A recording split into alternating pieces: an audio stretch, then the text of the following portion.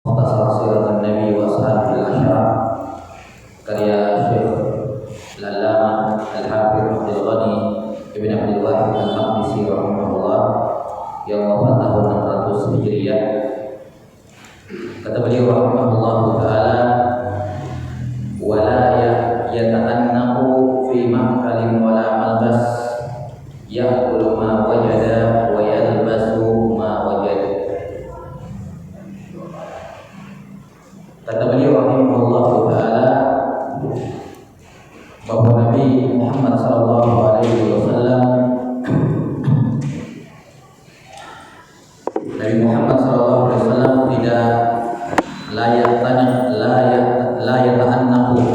tidak merepotkan dirinya, tidak, kalau kita bilang tidak susah, ya, tidak susah dalam hal makanan dan pakaian. Beliau makan apa yang ada dan beliau pakai apa yang ada, ya. Ini diantara tawadhu'nya Nabi Muhammad sallallahu alaihi wasallam, ditambah dengan apa yang telah berlalu berkenaan dengan makannya Rasulullah SAW. Jadi beliau tidak, kalau mau makan, mau pakaian tidak pusing. Apa yang ada di rumah dimakan. Kalau ada dimakan, kalau tidak ada puasa. Beberapa kali kejadian Nabi SAW datang ke rumah istri beliau, diantaranya dalam hadits Aisyah radhiyallahu anha, datang ketika itu sebelum zuhur. Sebelum zuhur, kata Nabi SAW, "Indakil ghada?" Apakah ada sarapan yang bisa dimakan? Goda dalam bahasa Arab itu adalah makanan yang dimakan sebelum zuhur, itu al-goda. Apakah kamu punya goda, wahai Aisyah? Katanya tidak ada ya Rasulullah. Kalau begitu, inni idzan shaim, kalau begitu saya puasa, ya. Jadi enggak marah-marah kenapa tidak ada makanan, ya. Nah, ini ada, alhamdulillah tidak ada, ya. Di kali yang lain Nabi SAW sedang puasa sunnah. Beliau nanya kepada Aisyah, apakah ada makan? Katanya ada yang bawakan tadi makanan. Kalau begitu saya makan. Beliau batalkan puasanya. Beliau batalkan puasa karena puasa sunnah itu, kata Nabi SAW, al-mutatawwi'u amiru nafsi. Orang yang puasa sunnah itu dia raja bagi dirinya sendiri. Maksudnya dia menentukan dirinya sendiri. Insya asama wa insya afar. Kalau dia mau silakan dia lanjutkan puasanya, kalau dia mau dia batalkan. Kalau puasa sunnah gampang. Jadi kalau misalnya ada tanda-tanda sebentar tidak makan siang, ya niat kami memang sebelum sholat, niat kami memang puasa sunnah, ya. Kalau ada makanan sebentar alhamdulillah, kalau tidak ya dapat pahala, lanjut puasanya, ya. Nah, walaupun sudah kita sebutkan kemarin, kadang ada makanan, dan ini bukan sering-sering, kadang-kadang saja terjadi. Kadang beliau makan dan ya, seperti sudah kita sebutkan kemarin, ada makanan tertentu yang tidak dimakan oleh suku Quraisy, sukunya Nabi. Mereka tidak biasa makan yang namanya lok, kadal padang pasir itu. Maka beliau tidak makan, beliau tidak hina, beliau tidak beliau hanya mengatakan kepada para sahabatnya, kulu, silakan makan, ya. Katanya, aharamun huwa ya Rasulullah, apakah lok itu haram? Katanya tidak, cuman saya hanya tidak biasa makan. Di kaum saya tidak pernah memakan itu hewan. Jadi kayak gele-gele orang bilang, ya. Ya, beliau tidak makan, bukan karena apa? Dan juga tidak menyusahkan. Ya, beliau tidak mencela makanan, beliau tinggalkan, ya, atau sahabat makan dan beliau ada di situ. Nah, ini dalam masalah makanan. Beliau makan apa yang beliau dapatkan. Tidak pernah menuntut, ya. Nah, beda dengan sebagian kita, ya, harus kalau makan harus lengkap, ya, harus lengkap semuanya, merepotkan diri sendiri, harus perhatikan table mannernya, ya, harus ini harus itu, ya, repot sendiri kalau mau makan. Bahkan ada yang mau makan cuma 15 menit makan, persiapannya 2 jam, masaknya ini macam-macam, menyusahkan diri sendiri. Ya, resepnya ini dia makan 15 menit, bahkan mungkin dah habis, selesai, ditinggalkan, ya. Ini tentunya hal yang buruk, ya. Nabi SAW tidak menjadikan urusan terbesarnya di dunia ini makanan, dan tidak membuang-buang waktunya untuk menyiapkan makanan, ya. Nah, dan di zaman sekarang termasuk hal yang banyak melalaikan kaum muslimin dan muslimah adalah masalah makanan ini, ya. beli mahal-mahal cuma untuk difoto, makan sedikit selesai, kan begitu. Ya, ini buang-buang umur, buang-buang waktu, buang-buang uang. Ya. Nah, jadi beliau tidak repot dengan apa yang beliau makan, apa yang ada dimakan, apa yang tidak ada tidak dicari, tidak diminta. Demikian pula makanan, pakaian, beliau pakai apa yang ada, tidak mencari apa yang tidak ada. Karena itulah pakaian yang paling disukai oleh Nabi SAW, kata Ummu Salamah, habus thiyab ila Rasulillah SAW yalbasuhu al-khamis. Al-qamis, afwan, al-qamis. Pakaian yang paling disukai oleh Nabi SAW adalah qamis. Apa itu qamis? Qamis adalah pakaian yang memiliki 3 lubang. Ya, yakni 2 tangan, 1 kepala, 1 lubang leher, sampai dari bawah 1. Ya, 4 kalau dihitung sama yang di bawah. Itu qamis. Terkadang di mana ada kancingnya. Ya, ada kancingnya, itu qamis. Ya, tapi tidak full sampai ke bawah ya, cuman berapa biji kadang. Makanya kadang Nabi SAW itu terlepas beberapa biji kancingnya. Kalau lagi panas beliau kasih ke belakang. Kenapa pakaian yang paling disukai oleh Nabi SAW adalah qamis semacam ini? Kata para ulama, karena ini pakaian paling simpel. Ya, kalau kita lomba-lomba pakai baju yang banyak kancingnya sama gamis, lebih cepat mana? Ya kan, tidak buang-buang waktu memakai, tinggal masuk selesai masalah, tidak perlu dikancing semua. Ya, selesai. Ya, gamis yang paling disukai. Dan gamis dia sekaligus langsung untuk dapat pakai sarung. Kita pakai sarung kadang 10 menit, kasih lurus-lurusnya yang lama. Ya, ya. Makan waktu. Nabi SAW tidak repot dalam pakaian. Ya, sampai sini. Apa yang beliau punya dipakai, dan beliau pakai pakaian yang termudah, yang paling menghemat waktu, paling cepat dipakai. Karena itulah, dan diantara sunnah Nabi SAW dalam berpakaian adalah berpakaian seperti kaumnya. Berpakaian seperti apa? Kaumnya. Tidak memakai pakaian yang menyelisihi kaumnya.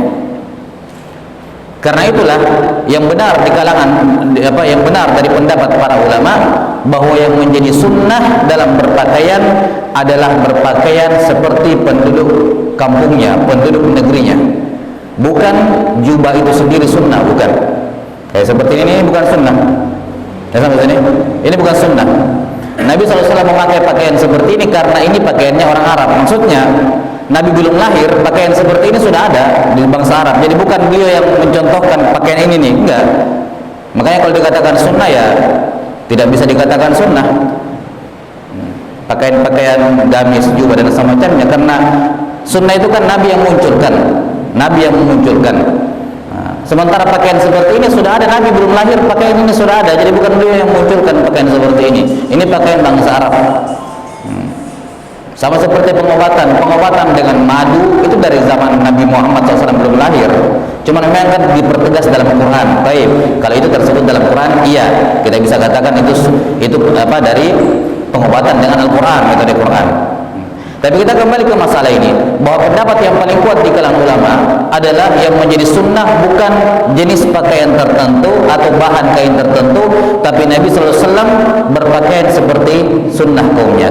Karena itulah seandainya di zaman itu kaum Quraisy pakai baju koko, ya mungkin Nabi Muhammad SAW pakai baju koko juga. Tidak akan mungkin beliau pakai baju lain gitu. Kok beda sendiri dari kaumnya? Enggak. Ya. Maka ini yang perlu diperhatikan dalam berpakaian. Bahwa pakaian Islami syaratnya cuma satu, menutup aurat. Itu saja. Ya, mau bentuknya gamis seperti ini, mau bentuknya koko, mau bentuknya baju kaos, mau bentuknya apapun, intinya menutup aurat, itu pakaian Islami. Karena di zaman-zaman belakangan terjadi penyempitan makna pada pakaian Islami. Harus koko, harus jubah, harus sarung. Sarung itu kan budaya kita juga. Ya, budaya Melayu lah. Menutup aurat, itulah pakaian Islami. Karena Islam tidak mengurus hal-hal yang semacam itu. Yang harus bahannya kayak gini, harus ini, harus itu, mengikuti. Karena pakaian ini masalah urf. Karena itu tidak pernah dibatasi makanan halal. Makanan halal adalah selain yang haram itu saja. Yang penting bukan yang haram ini, selainnya halal, silakan. Karena Islam tidak mengatur sedemikian rupa sampai sedetail itu semua bentuk makanan halal. Tapi yang ditetapkan makanan haram ini nih, selainnya silakan makan. Nah, maka Nabi SAW tidak repot. Di antara buktinya adalah gamis merupakan pakaian yang beliau sukai. Kata para ulama karena itu pakaian paling simpel, paling cepat dipakai, tidak ribet. Itu alasannya. Dan tentunya alasan yang lain karena itu pakaian kaumnya beliau. Ya, ini jangan sampai ada orang datang ke ini karena itulah Nabi SAW melarang libasus syuhrah. Termasuk pakaian yang diharamkan libasus syuhrah. Apa itu pakaian syuhrah? Pakaian yang menyelisihi pakaian penduduk negerinya, lain-lain sendiri pakaiannya supaya tampil beda. Itu namanya libasus syuhrah. Ini diharamkan dalam Islam, tidak boleh. Alhamdulillah sekarang gamis kayak gini kan sudah bukan lagi libasus syuhrah. Yani jamaah haji pulang pakai sudah banyak lah. Ya, mungkin di awal-awal dulu iya, mungkin di awal-awal dulu masih asing, tidak selayaknya seorang beda-beda sendiri pakaiannya di tengah kaum muslimin, tidak selayaknya seperti itu, kurang bagus. Ya, tapi alhamdulillah sekarang kan kaum muslimin sudah paham lah pakaian seperti ini, ya gitu. Sudah banyak, jadi sudah bisa lah dikategorikan kepada pakaian-pakaian yang mubah, boleh dipakai karena tidak lagi menyelisihi kebanyakan kaum muslimin. Sudah banyak juga yang pakai, mereka sudah tidak asing lihatnya dan seterusnya. Kita sampai sini, tapi yang menjadi hukum asal sunnah adalah berpakaian seperti penduduk negeri. Itu hukum asal sunnahnya.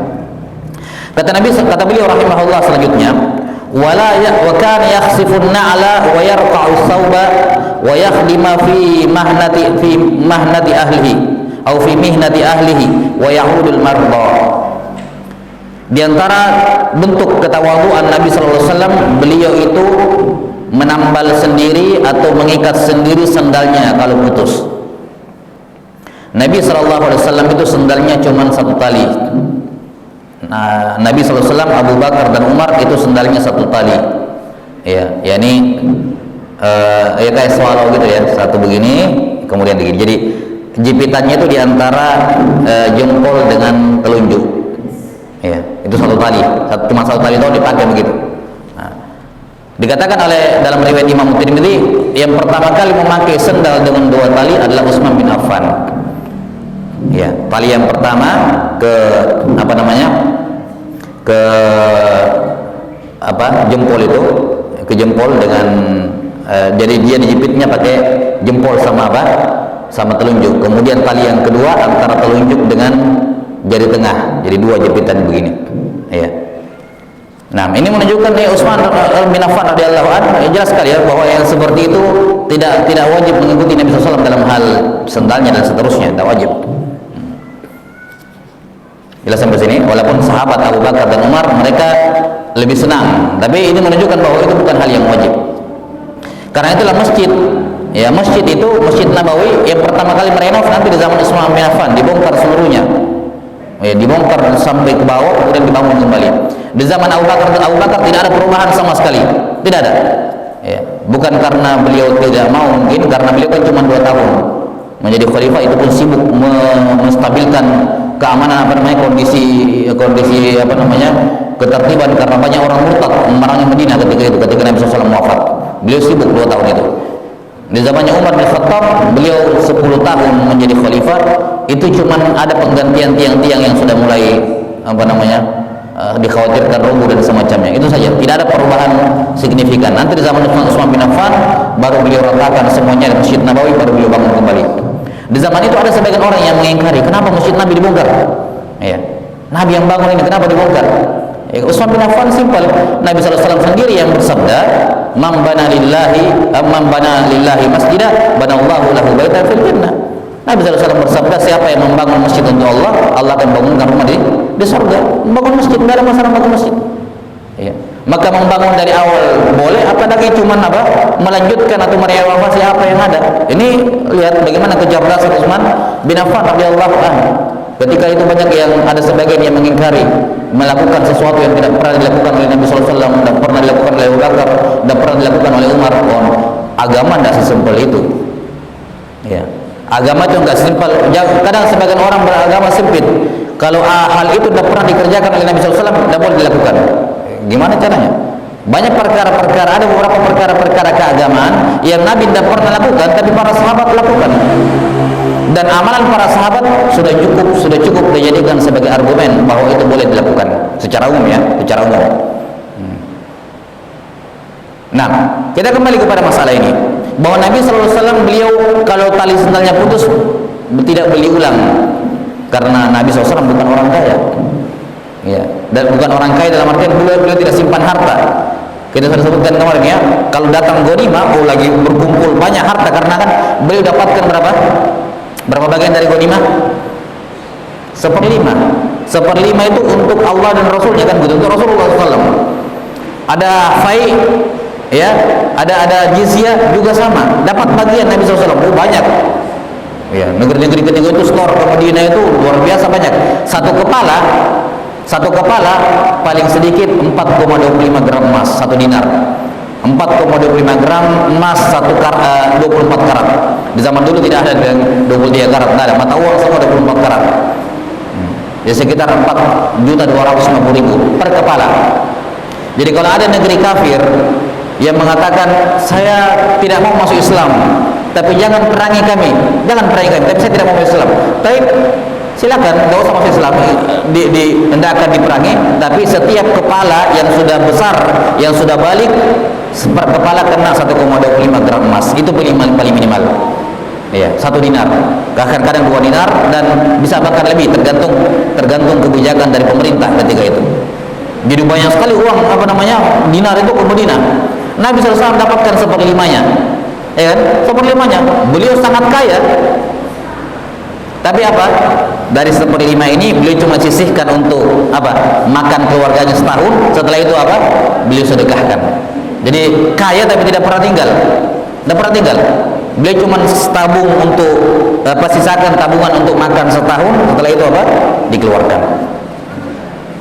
Sehingga yang kayak gini nih, kalau kita bilang kepentingan kebutuhan mendadak kayak gini, putus tuntasnya, tidak ada akomodasi alokasi dananya dari beliau SAW. Tidak ada alokasi dari 1/5 itu, beliau cuma alokasikan, tabungkan untuk makanan, sisanya dikeluarkan. Sendal putus, tidak bisa beli sendal, tidak ada uang. Beliau sambung sendiri sendalnya selama masih memungkinkan dipakai. Wa yarqa'u thawb, menambal pakaian, ditambal sampai betul-betul tidak bisa dipakai. Bukan karena tadi miskin, tapi sudah keluar semua, tidak ada untuk kebutuhan mendadak seperti ini. Dan beliau juga mengerjakan pekerjaan keluarganya di rumah, ya, mengerjakan pekerjaan rumahnya. Ditanyakan kepada Anas bin Malik, apa sih yang dilakukan oleh Nabi SAW di rumah? Kalau di luar kan kita lihat, kalau beliau masuk rumah, apa yang beliau lakukan? Kata Anas bin Malik, ya seperti manusia biasa, mengerjakan pekerjaan rumahnya. Kalau kita bilang, ya pasang lampu, ya bersihkan, begitu pekerjaan rumah. Beliau yang kerjakan sendiri. Wa ya'udul marda, dan beliau menjenguk orang sakit. Beliau menjenguk orang, yang menunjukkan ketawaduan Nabi SAW dengan semua kesibukan beliau sebagai pemerintah, sebagai seorang nabi dan rasul, sebagai seorang ayah, sebagai seorang suami, ya, sebagai seorang guru, beliau masih punya waktu untuk menjenguk orang sakit. Bahkan beliau sering menanyakan kabar sahabat-sahabat yang tidak pernah kelihatan, mana si fulan, tidak pernah kelihatan. Ya, ini dari perhatian Nabi SAW kepada para sahabat radhiyallahu anhum ajmain. Tentunya yang seperti ini menunjukkan ketawaduan Nabi SAW. Beliau menyambung tali sendalnya, menambal sendiri kain pakaiannya yang robek. Ini tentunya bentuk tawadu. Bukan berarti dilarang untuk membeli yang baru kalau sudah rusak. Tidak masalah. Selama punya uang, mampu, tidak membebani diri, ya sudah, putus. Ya, kalau mau dijahit bagus, tidak juga mau beli yang baru, silakan. Tidak ada masalah. Ini digambarkan bagaimana uswatun hasanah dari seorang Nabi SAW. Yani kalau ada orang yang melakukan itu, jangan dituduh macam-macam. Ini kalau kita temukan ada teman kita begitu, putus sandalnya, dia tidak mau beli, tetap dia mau tambal, jangan langsung pikir ini orang kikir sama dirinya sendiri. Enggak, ada yang pernah melakukannya sebelum dia, Nabi Muhammad SAW. Beliau melakukannya. Ya. Lihat sampai sini. Dari mana mungkin ada orang mengatakan ada Nabi Muhammad SAW ini kok masih ini, padahal bisa membeli misalnya ada yang semacamnya, kenapa masih rela-rela? Kayak ini seandainya kalau bukan beliau yang lakukan, mungkin kayak tadi sudah dituduh sekek sama diri sendiri, beli yang baru. Ya. Kita tentunya tahu beliau bukan pelit sama diri sendiri, karena beliau orang yang paling dermawan, kan begitu. Jadi rekam jejak beliau menunjukkan bahwa beliau melakukan itu bukan karena kikir sama diri sendiri.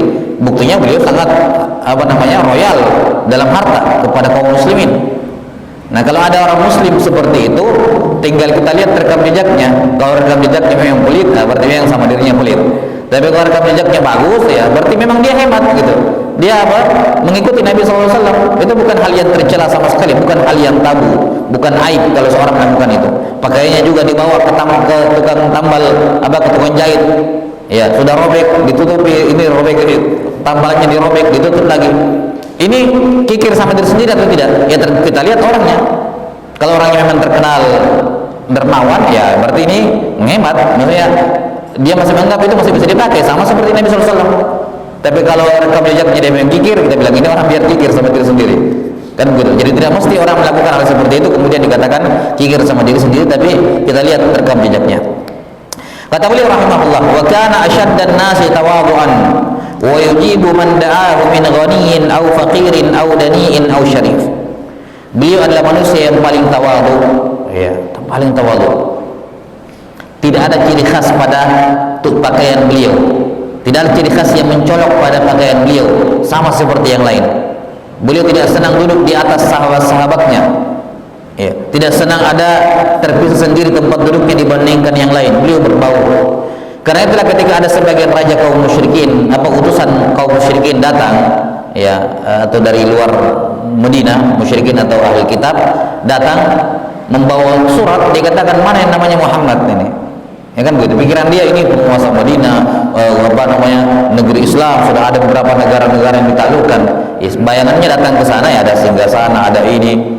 Ya. Masuk ke masjid, di mana mana istananya? Tidak ada, di sana di masjid. Datang ke masjid, cari-cari tempat tinggi, tidak ada. Mana singgasananya? Mana namanya Muhammad? Katanya sana yang duduk tuh sama-sama. Jadi tidak ada Tidak ada ciri khas dalam hal atribut-atribut yang beliau pakai atau yang semacamnya yang membedakan beliau dengan para sahabatnya. Tawadhu betul-betul. Hewan yang dianggap paling hina derajatnya di mata orang Arab itu keledai. Tapi Nabi SAW menaiki keledai. Yani orang-orang pembesar bangsa Arab itu tabu kalau mereka naik keledai. Apaan pembesar naik keledai? Malu-maluin gitu. Ya, kan gitu. Kalau orang sekarang sultan tapi pakai motor yang lawas misalnya, malu-maluin. Nabi SAW tidak keberatan sama sekali untuk naik keledai, menunjukkan ketawadhuan Nabi SAW yang luar biasa. Ya.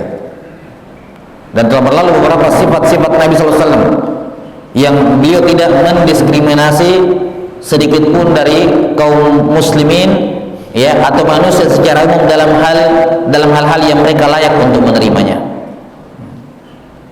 Beliau SAW kalau dipanggil, ya sudah berlalu ya, sifat beliau kalau dipanggil beliau menoleh dengan seluruh tubuhnya, bukan cuma kepalanya yang noleh, badannya masih ke sini, enggak. Beliau kalau dipanggil noleh semua tubuhnya, menunjukkan antusias untuk menghormati orang yang memanggil beliau. Ini kan tawadhu. Nah, kata beliau, Nabi SAW adalah manusia yang paling tawadhu. Beliau, diantara bukti tawadhunya beliau menerima undangan dari semua orang yang mengundang beliau tanpa pilih-pilih. Yang apakah yang mengundang orang kaya, orang miskin, statusnya rendah, status sosialnya rendah di masyarakat, atau dia syarif, status sosialnya tinggi, tidak ada perbedaan. Bahkan telah berlalu kata Nabi SAW, seandainya saya diundang untuk hanya makan kuah, saya akan datang. Seandainya ada yang mengundang makan dan itu walaupun hanya kuah kare dari daging, tinggal sisanya, tidak ada dagingnya, tinggal karenya toh. Seandainya saya diundang untuk makan itu, saya akan datang. Ini luar biasa tawadhunya. Ya, Nabi SAW. Jadi tidak memposisikan diri beliau sebagai manusia yang saya seharusnya dilayani lebih tinggi dibandingkan dibandingkan manusia biasa. Saya seharusnya kalau mengundang saya minimal harus begini dan begitu. Tidak, beliau tidak memposisikan diri beliau lebih di atas dibandingkan kaum muslimin. Ya, ini tawadhu yang luar biasa dari Nabi SAW. Karena itulah tidak selayaknya seorang muslim yang mengikuti Nabi SAW merasa tinggi hati, merasa lebih baik dibandingkan muslim yang lain. Tidak boleh sama sekali. Kapan satu kali dia melihat saudaranya di tengah jalan, ketemu di masjid, ketemu di mana, ketika dia lihat dan terbersih dalam pikirannya saya lebih baik dibandingkan dia, celaka dia, celaka yang berpikiran seperti itu. Kamu lebih baik atau dari Nabi Sallallahu Alaihi Wasallam? Nabi Muhammad SAW luar biasa kedudukannya, tidak diragukan sebagai Nabi yang paling tinggi. Secara kenyataan Nabi Yunus yang beliau alaihissalatu wassalam ketika di awal-awal diutus kepada kaumnya, kaumnya menolak, beliau marah, tinggalkan tugas kerasulannya, ke laut dimakan ikan, kan begitu. Di dalam ikan beliau istighfar kepada Allah karena meninggalkan kewajiban beliau, dikembalikan oleh Allah Ta'ala. Jadi kan secara ini jelas perbedaannya antara Nabi Muhammad SAW dengan Nabi Yunus. Iya. Tapi kata Nabi SAW, man qala ana khairum min Yunus bin Matta faqad kadzib. Siapa yang berani mengatakan saya, yakni Nabi Muhammad SAW, lebih baik dibandingkan dengan Nabi Yunus, dia bohong. Apa maksudnya? Dia bohong. Apakah kalimat ini salah? Nabi Muhammad lebih bagus dibandingkan Nabi Yunus alaihi wassalatu wassalam. Tentu saja kalimat ini kan benar ya. Jelas Nabi Muhammad lebih tinggi dibandingkan Nabi Yunus. Itu tidak diragukan. Cuman maksudnya Nabi SAW di sini adalah kalau ada yang mengatakan itu dalam rangka untuk meremehkan Nabi Yunus. Apaan kan gitu ya? Diremehkan Nabi Yunus. Memang kalimatnya benar, tapi penggunaannya tidak benar, salah. Dalam rangka untuk meninggikan sebagian nabi dan merendahkan sebagian nabi yang lain, itu dusta. Tidak boleh mengucapkan seperti itu. Nah, kalau nabi saja kita mau bandingkan dua nabi, kita bandingkan, oh ini lebih tinggi dengan tujuan untuk meremehkan ini, itu adalah kesalahan besar. Apalagi kita mau bandingkan diri kita dengan orang lain, sesama manusia biasa, ini kan kebodohan. Kalau mau menganggap dirinya lebih baik dibandingkan orang lain, tidak peduli orang itu bagaimanapun dia misalnya melanggar agama, itu urusan dia dengan Allah Ta'ala. Dalam artian begini, oke, secara hakikatnya betul, orang yang rajin ke masjid tidak mungkin sama dengan orang yang rajin ke diskotik, tidak mungkin sama. Di mata Allah jelas bedanya. Cuman kalian rajin ke masjid ini mengklaim bahwa saya lebih baik dibandingkan dia, itu yang permasalahan di situ, karena kamu meremehkan orang. Ya, biarkanlah Allah Ta'ala yang mengangkat derajatmu, kan begitu ya.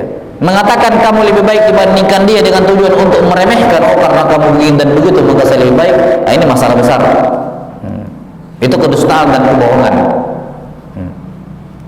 Dan diantara bukti kamu lebih baik dibandingkan dia adalah kamu tidak meremehkan dia. Kapan kamu meremehkan dia, itu bukti bahwa kamu setidaknya sama dengan dia, atau bahkan mungkin lebih rendah ya. La yaskhar qaumun min qaumin asa an yakunu khairan minhum wala nisa'un min nisa'in asa ay yakunna khairan minhun. Janganlah seorang laki-laki mukminin, kaum mukminin laki-laki meremehkan, merendahkan, menghina kaum yang lain, karena bisa jadi, bahkan besar kemungkinan yang dia hina, yang dia rendahkan lebih tinggi, lebih baik dibandingkan dia. Jangan juga mukminah, seorang perempuan mukminah meremehkan, merendahkan mukminah yang lain, karena bisa jadi, bahkan kemungkinan besar mukminah yang dia rendahkan itu lebih baik dibandingkan dirinya. Nah, maka tawadhu ini sifat mutlak bagi seorang muslim. Tidaklah dia bertemu dengan saudaranya dimanapun, siapapun dia, tidak peduli apapun dia. Ya, selama dia masih muslim, jangan sekali-kali berpikir bahwa kamu meyakinkan dirimu bahwa saya lebih baik dibandingkan dia. Ya, jangan. Kamu itu ketika kamu memandang, oh ini orang melakukan maksiat, ya, ini orang melakukan perkara baru dalam agama, ya, bid'ah, ini orang melakukan ini dan seterusnya. Ya, jangan dipikir kamu seperti itu karena kamunya. Allah yang memberikan nikmat kepada kamu. Ya, ini seandainya Allah tidak merahmati kamu, kata Ibnu Qayyim rahimahullah, seandainya Allah tidak merahmati kamu, kamu akan seperti mereka. Terus apa yang kamu banggakan dengan status kamu? Oh, kami ini begini, kamu begini, belajar agama kami begini, adapun mereka itu sesat semua misalnya. Oh, ini kesombongan luar biasa. Ya, kesombongan luar biasa. Apa yang kamu harapkan dari itu? Memangnya usaha kamu yang seperti itu? Enggak. Allah Ta'ala yang memberikan keutamaan kepada kamu. Balillahu yamunnu alaikum an hadakum lil iman in kuntum mu'minin. Ya, Allah yang memberikan kamu Allah yang berjasa kepada kamu dengan memberikan kamu hidayah kepada iman. Ya, seandainya bukan karena Allah kamu seperti mereka. Karena itulah kata sebagian ulama, tidaklah seorang mencela pelaku maksiat, mencela, merendahkan, menghinakan, dalam artian meremehkan pelaku maksiat, kecuali sebelum dia mati dia akan melakukan maksiat yang sama. Ini kalimat yang mujarrab, sudah terbukti, banyak buktinya. Orang-orang meremehkan pelaku maksiat, apa yang dia melakukan maksiat, melakukan bidah, melakukan ini, diremehkan semua orang sesat gitu. Cuma saya sendiri sama teman-teman saya yang benar. Ya, diremehkan semua orang. Ya. Apa yang terjadi? Dia akan melakukan hal yang sama yang dia hinakan kepada orang tersebut. Sebelum dia mati, Allah akan membalak dia untuk melakukan maksiat yang sama dengan orang yang dia hinakan tersebut. Dia akan melakukan kebidahan dengan orang yang dia remehkan tersebut.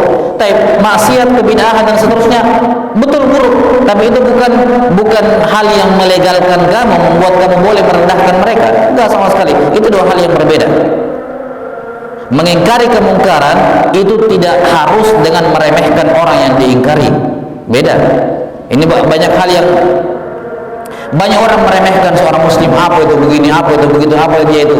Kemudian ketika dimarahi dia bilang apa? Amar ma'ruf nahi munkar. Wah.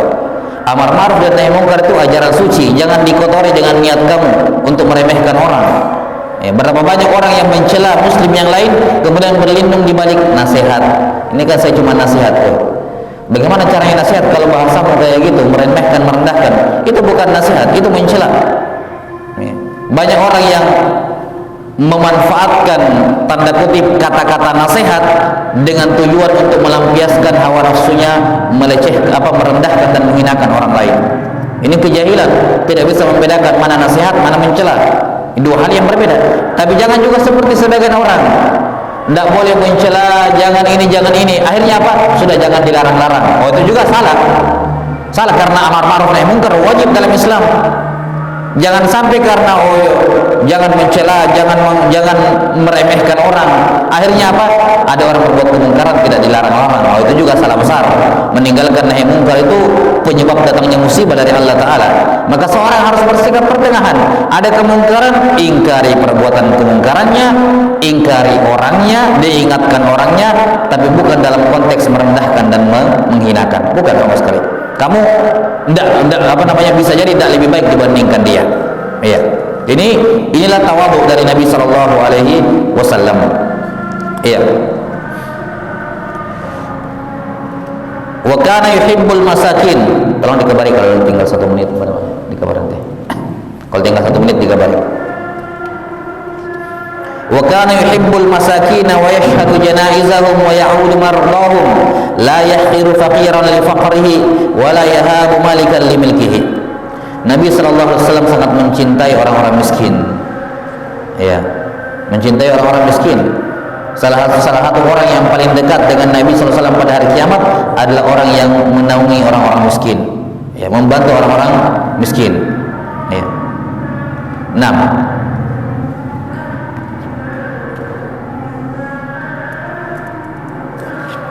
Dan orang miskin yang bersabar dengan kemiskinannya, ya, orang miskin yang bersabar dengan kemiskinannya itu tidak kalah hebatnya dengan orang kaya yang bersyukur dengan kekayaannya, yang menunaikan semua hak-hak yang wajib maupun yang sunnah pada hartanya. Dan ini termasuk masalah yang besar, ada silang pendapat yang cukup kuat di kalangan ulama, yang mana yang lebih afdol, kaya tapi bersyukur atau miskin tapi bersabar. Ini khilaf luar biasa, ada yang mengatakan ini, ada yang mengatakan itu. Yang jelas ini 2 derajat, dimanapun dari 2 derajat ini seorang bisa mendapatkan kebaikan, apakah ketika dia kaya atau ketika dia miskin. Beliau menyaksikan jenazah mereka, ya, hanya karena ini orang miskin gitu, tidak dikenal atau yang semacamnya, beliau tidak hadiri. Enggak. Ini diantara tawadhu Nabi sallallahu alaihi wasallam. Bahkan ada seorang perempuan, dia ini perempuan orang dari luar Madinah, datang berhijrah ke Madinah, tidak punya keluarga, kulit hitam, tinggalnya kerjaannya itu bersih-bersih masjid, jadi datang ke masjid bersih-bersihkan gitu, ada sampah dipungut, itu kerjanya dia, radhiyallahu anha. Suatu ketika dia meninggal malam hari, Karena mungkin sudah agak malam, para sahabat sungkan membangunkan Nabi SAW atau memberitahukan sudah malam juga. Lagi pula ini mungkin ya bagi sebagian ini tidak terbukan orang inilah. Akhirnya dikuburkan malam-malam.